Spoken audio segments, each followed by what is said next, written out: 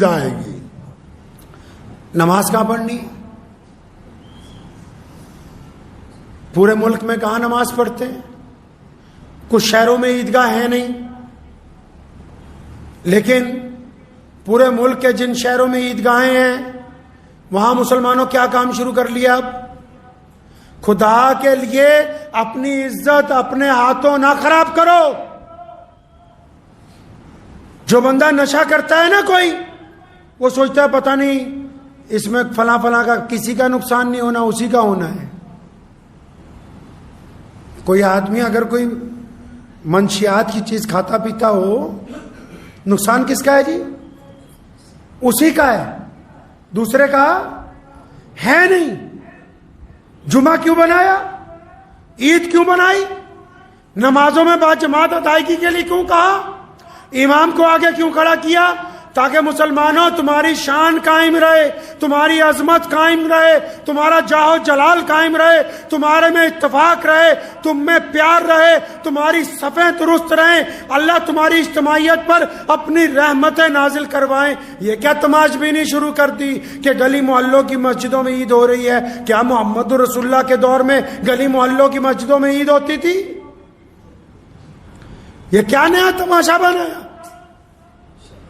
کہ چھوٹی چھوٹی مسجدوں میں آپ دلی بھی جائیں؟ میں حیران رہ گیا، ایک مرتبہ دیکھا چھوٹی چھوٹی مسجدوں میں عید کی نماز ہو رہی ہے۔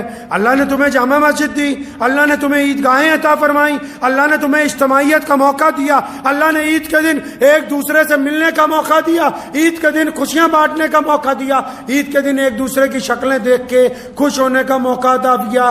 تم نے کیا کرنا شروع کر دیا کہ نہیں جی ہم تو اپنی 2.5 اینٹ کی مسجد میں نماز ہوگی، ثواب ملنے والا ہے نہیں۔ پتہ نہیں کہاں سے فتوے بنا کے لاتے ہو۔ کون کہتا ہے کہ مسلمانوں کی اجتماعیت کو توڑنا ثواب کا کام ہے؟ اب عید والے دن بھی اسلام کو دھکا لگانا شروع کر دیا۔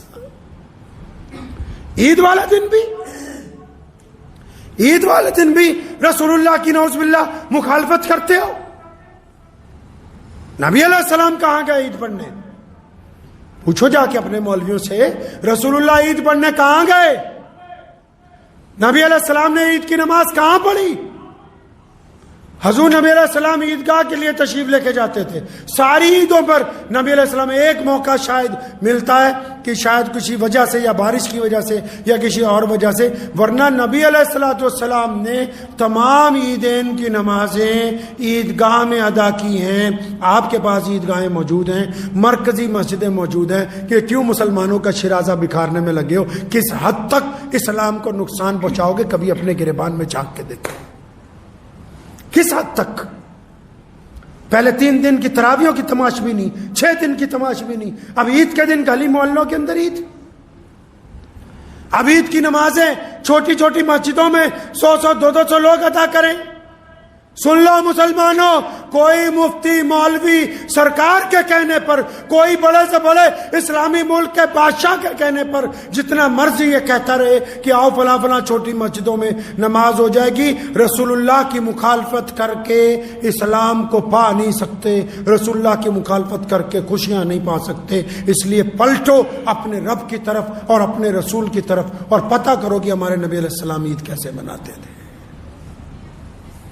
وہاں پڑھیے عید جا کے جہاں مسلمانوں کے بڑے اجتماع ہوتے ہیں، جہاں عیدگاہوں میں جامع مسجدوں میں نماز ہوتی ہے۔ میں اکثر پوچھا کرتا ہوں، ایک عالم میرے پاس بہار سے آئے، میں نے ان سے بھی پوچھا یہاں بستی جودے وال میں گھر میں جمعہ کراتے، میں کہا وہاں تمہارے گاؤں میں جمعہ ہو جاتا ہے کہ نہیں؟ گاؤں میں تو نہیں ہوتا۔ میں کروا کے دیکھو کہ نہیں جی مسلمان لٹ بجائیں گے کہ تو گاؤں میں کیسے جمعہ کروا رہا ہے۔ اچھا تو وہاں دین اور ہے، یہاں دین اور ہے، وہاں نہیں ہوتا یہاں ہو جاتا ہے۔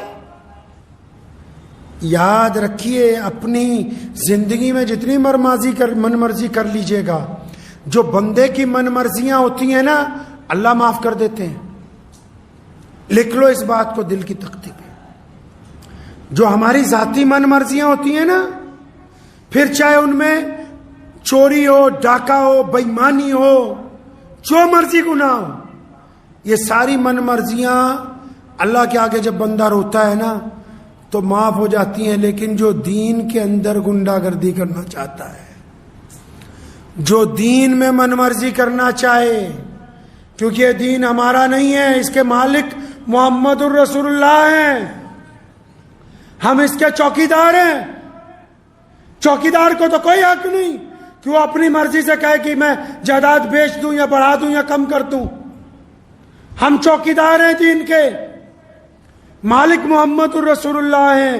جو لوگ دین میں گنڈا گردی کرنا چاہتے ہیں وہ قیامت والے دن اللہ کے حضور سخت پکڑ کے اندر آ جائیں گے۔ اس لیے جو مرضی کر لیجئے، اسلام کے ساتھ کھلواڑ کرنے کی کوشش نہ کیجیے گا۔ کریں گے انشاءاللہ؟